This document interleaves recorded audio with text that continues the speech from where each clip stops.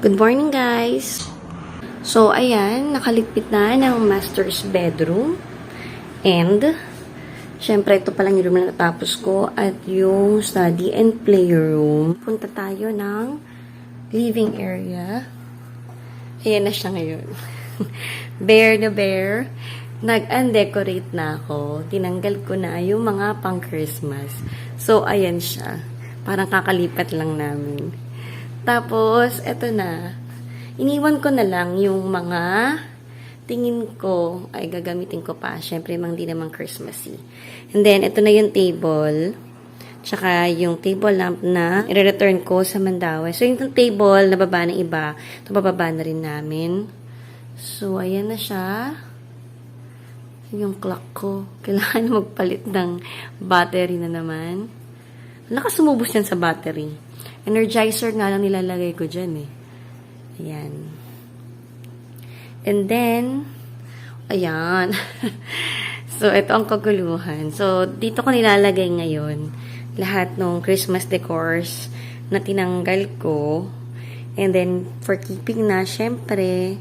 And, yung iba, baka mababa sa storage area. Iba, dito lang itatabi sa cabinet na to.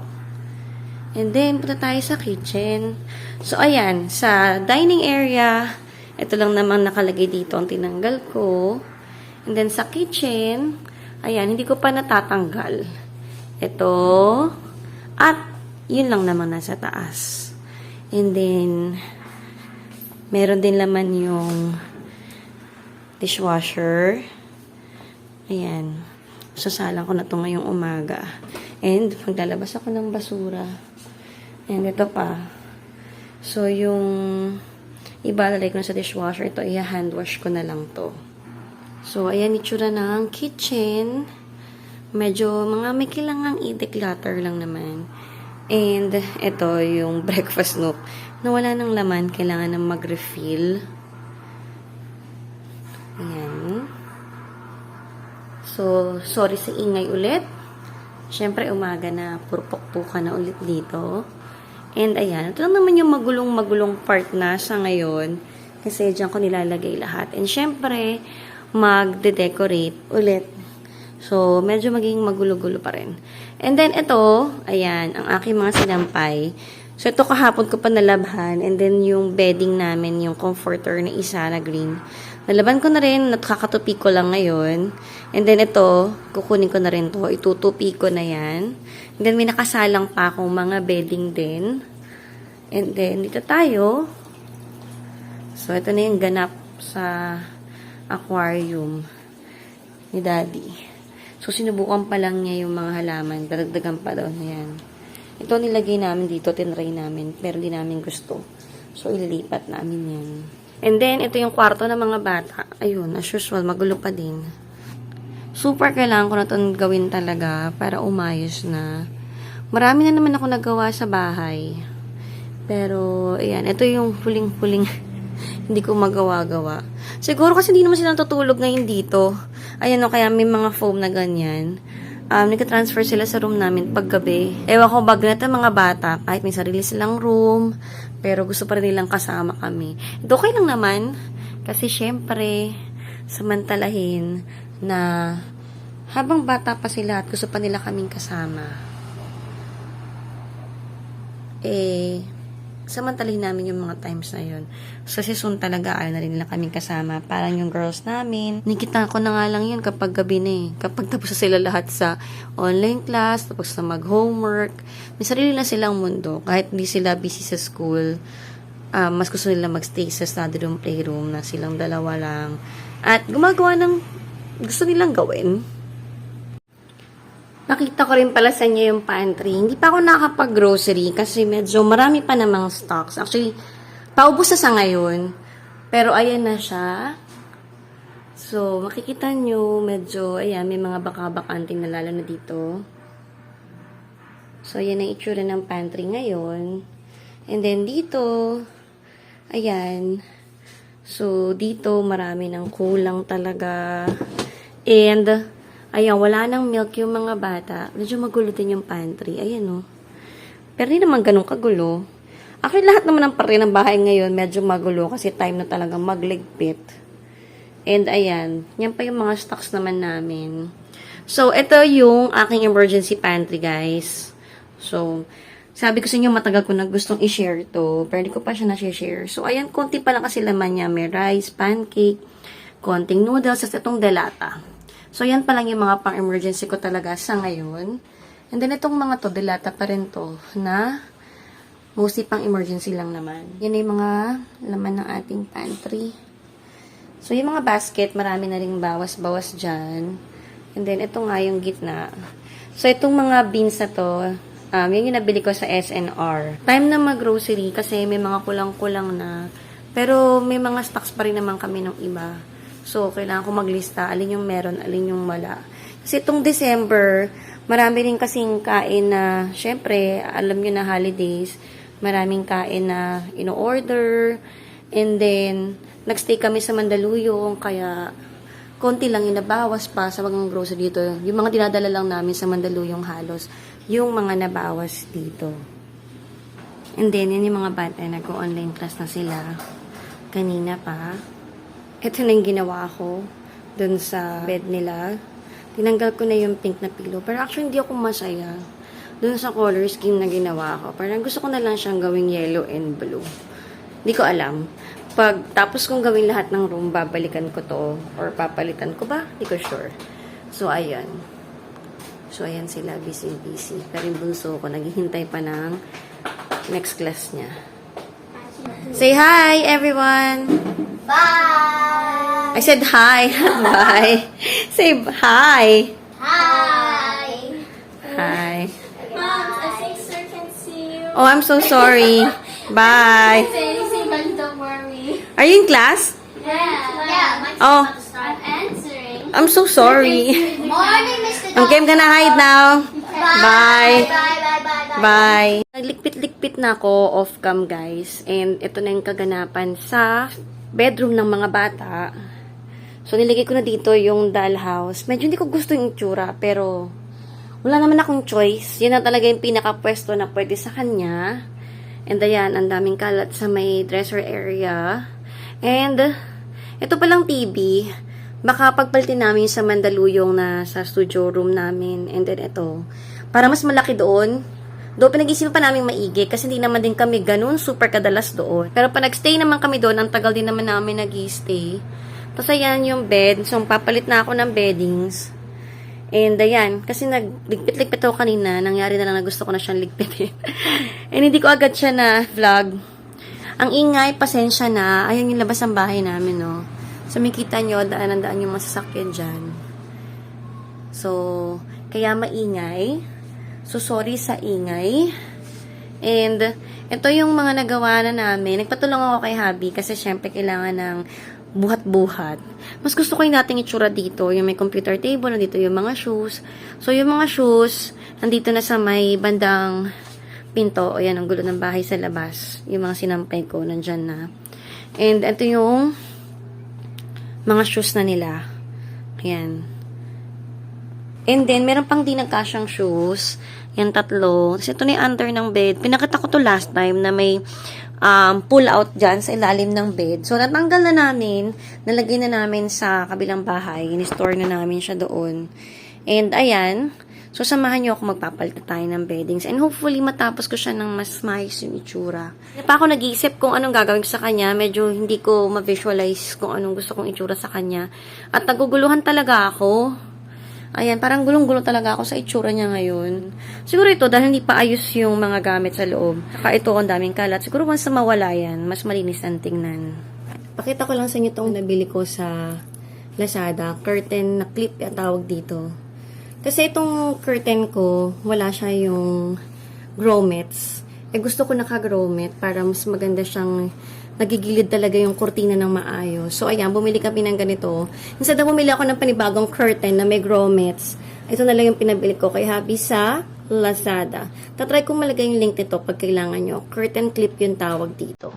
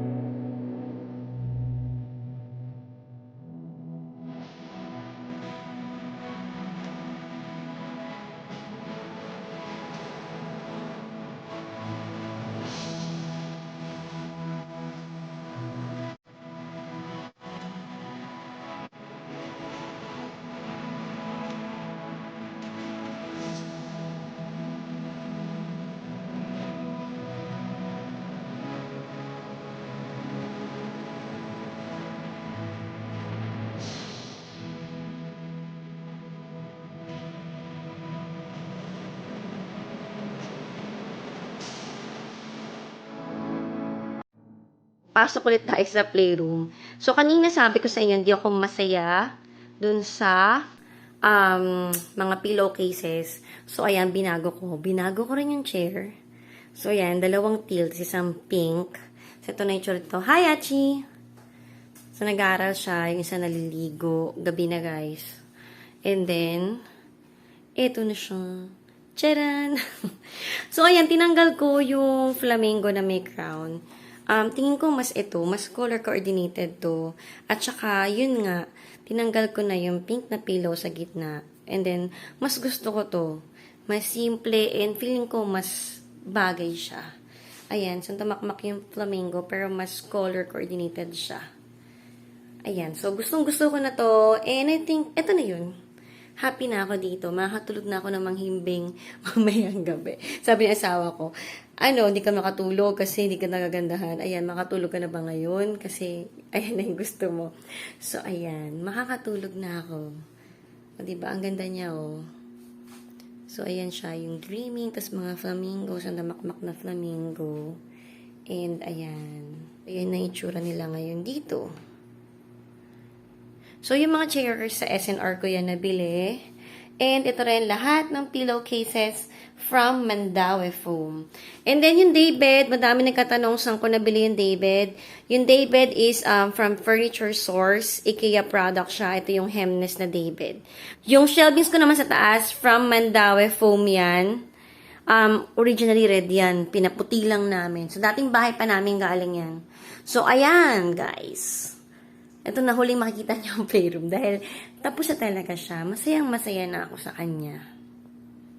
Broken-hearted ako, guys. Tingnan niyo nangyari dito sa drawer ng rep ko. Nabasag yung takip niya. Ayan na siya ngayon. Oh, basag-basag. Nakakalungkot.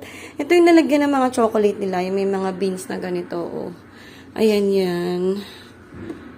Ayan siya. So, ayun, tinabi ko na yung mga hindi naman nalagyan ng sauce. Tapos, ito ring rice cooker. Yan, nabasag din yung takip lang niya. And, nabingkong lang naman yung gilid. Ayan, ito. Lumubog. So, pupukpukin na lang siguro. And then, to papalitan lang ng pinakahawakan. Tapos, ito. Yung panganay ko, pagbukas niya ng ref, nalaglag yung ito. Inalagyan ng sauce, yung luto kong spaghetti. Tapos, nakapatong din tong rice cooker. Si daddy nag-ayos kagabi, hindi ko alam kung paano niya inayos. Pero, kanina nagbukas na naman sila ng ref, wala naman nangyaring ganun. So, ngayon lang, nung kumukuha siya ng chocolate, ayan, nalaglag yung mga yun. So, nabasag yung takip nito. Sobrang sad. At ayan, grabe yung kalat. Ayan yung kalat niya. So, may mga chocolate pang natira. Huhugasan ko.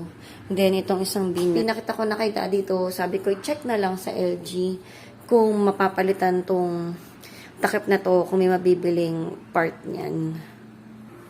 So, bali ito, at saka ayan, lumaglag sa ibabaw nito. Diba? Wala namang may kasalanan. So, wala tayong magagawa. Aksidente. And, ayan, madami. Dagdag gagawin. Dito madaming spill ng sauce kanina. So, buksan natin yung ref. So, ayan yung ref. Actually, medyo naayos-ayos ko na siya.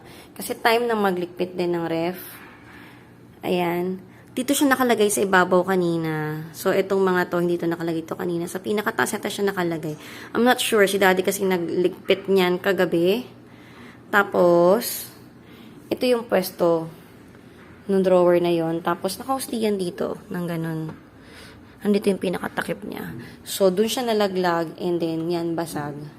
So, ito yung mga meat namin. Ito, lulutuin ko to mamaya. And then, ito, lechon kawali yan. Yan. 2 lechon kawali yan. Papakuluan na namin mamaya kaya nandito na sa kabilang side. Ito namang isa. Pakagawin namin quesadilla na lang din siya. Kasi wala pa kaming pang nachos. Meron kaming quesadilla. Ito yung pinto ng ref. So, konting ligpitan na lang. Ang kailangan ko namang gawin, magpupunas-punas na din ako. And then, ito yung freezer side. So, nagtatanong kayo palagi, at alam ko marami nagko-comment na namimiss nyo na yung grocery haul ko. So, ito yung itsura pa lang ng freezer. Hindi pa ako nag-grocery kasi may mga meat pa kami. Ayan o. So, may enough pa akong meat para next week. At saka yun nga kasi, nasa Mandaluyong kasi kami and si nanay ko, may karinderya si nanay sa Mandaluyong and masarap magluto talaga ang nanay ko. Kaya, ito ay natagalan bago kami mag-grocery. So, last grocery namin is December 20 pa, nung Pasko. Pero since, ayun na nga, nasa Mandaluyong kami and syempre bumibili rin ng pagkain, may mga takeout din na food doon kapag gusto namin or may mga handa-handaan. So, ayan, tumagal yung pagkaubos ng mga stocks namin. And I'm sure, magugulat ako kapag nag-grocery kasi sobrang taas daw ng bilihin ngayon. Sabi ni Mama. At syempre sa mga nababasa ko din. So, ayan siya guys. So, samahan niyo ako magligpit lang ng konti. Kasi pupunas-punasan ko na lang siya. And para ma-check ko rin kung ano yung mga kailangan kong bilhin pa. Ayan yung egg. Bumili ako ng egg. Yan talaga yung mabilis maubos sa amin. Kaya bumili ulit ako niyan. Actually, every now and then, meron kaming mga small trips sa grocery. Yung mga kulang namin or yung mga kailangan namin sa Mandaluyong. So, si Daddy nag-grocery ng konti. Like mga tinapay, itlog, yung mga pwedeng madaling lutuin doon sa Mandaluyong. Kasi di na kami nagdala ng iba pang mga frozen.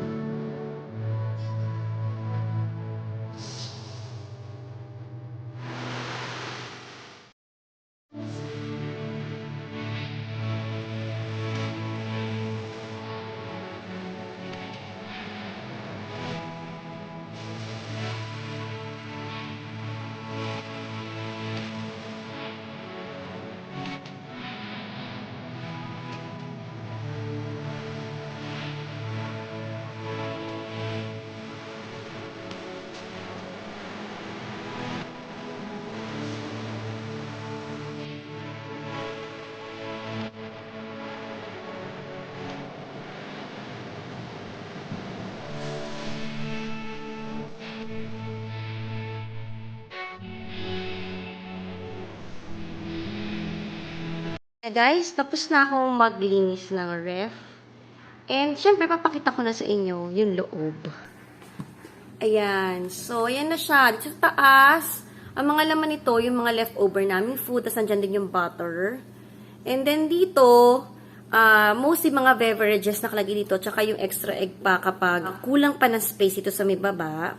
And then dito, ayan, yung juice pa namin ng mga tip ko. Ito normally, milk, kung may chaki sila, or may mogu-mogu, or may soya, dyan nakalagay yun. Dito yung egg tray namin. Itong mga storage bins na to, I got this from OC Dreams PH. And then this one naman, itong mga egg tray, from Lazada, Locapi na brand yan. So ito yung mga tinoon namin na meat, kasi lulutuin na yan. And then dito yung mga fruits namin nilalagay, or mga veggies. And then, ayan na. Dito naglalagay kami ng mga veggies dito. And then, ito na yun. Ito na yung nabasag, guys. Ayan na siya ngayon. Wala siyang takip. Hopefully, merong kapalit yan. Pwedeng bilhan ng kapalit. Tapos, doon nakalagay yung chocolate ng mga bata. Tumutunog na yung ref ko. Ganyan siya. Pag matagal siya nakabukas, tumutunog talaga siya. And then, ito naman tayo sa door naman. So, ayan na. So far, wala akong masyadong tinapon naman dito na expired na or something. So, ayan. Dito yung mga dairy corners, nandiyan yung cream cheese, lahat ng butter, and then yung mga cheese. Hindi pa ako naglalagay ng stock ng cheese, meron pa sa pantry. Then, dito naman, yan, yung onion and garlic powder ko. So, marami nagkatanong ba't nilalagay sa rep para hindi po siya namumuo. Pag sa labas lang siya, pag room temperature, nagbubuo-buo yan, kaya sa rep ko nilalagay. So, parmesan, pickles, may QP, and then garlic din to eh. Nasa likod, yung QP na mayo din.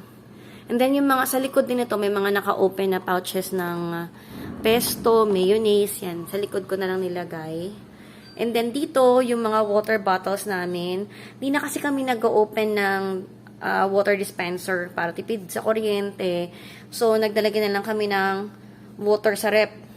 And then, dito naman, mga condiments, sauce, syrup, and then, mga garlic, chili garlic ni Daddy. So, yan. Diyan, sama-sama lahat yan.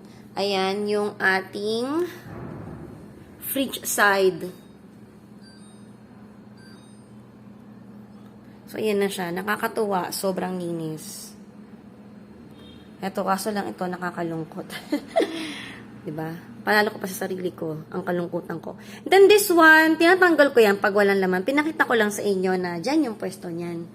And then, punta tayo sa freezer side. So, ito namang freezer, ayan, niligpit ko lang naman siya ng konti. Maayos na naman siya.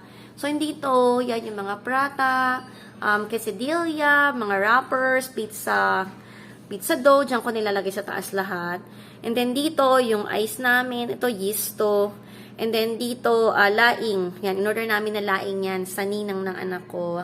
Hi, Saurit! Thanks for the laing. The very yummy laing. Order din kayo, guys. Dito, lahat ng mga meats. Dito, meat din nilalagay ko. Or, baligtad dito, yung mga meats dito, yung mga ready na to cook. So, yan. Tapos, dito, mga seafood. So, nandyan yung crab sticks at saka yung cream dory, mga ganyan, mga barbecue fish, dyan nakalagay. Dito naman, mga fries. Yan yung nalalagay namin dyan. Or yung mga meat na hamburger, dyan ko rin nilalagay yun. Dito, burrito, yan nakalagay dyan. At saka may isa pang klase, hindi ko matandaan kung anong tawag doon. Dito, longganisa din to. Then, dito yung mga kikiam fishball. Dyan ko nilagay. And then, ito, nuggets, hotdog. Then, may longganisa pa dito. And then, ito, sauce na lang to na ang laman nito. Barbecue sauce nitong Bounty Fresh. Kinikip namin yan. Kasi sobra. Tapos, pag nagpa-fry kami ng fish, dyan na, ginagamit namin yung sauce na yan. Kasi masarap. And then, ito.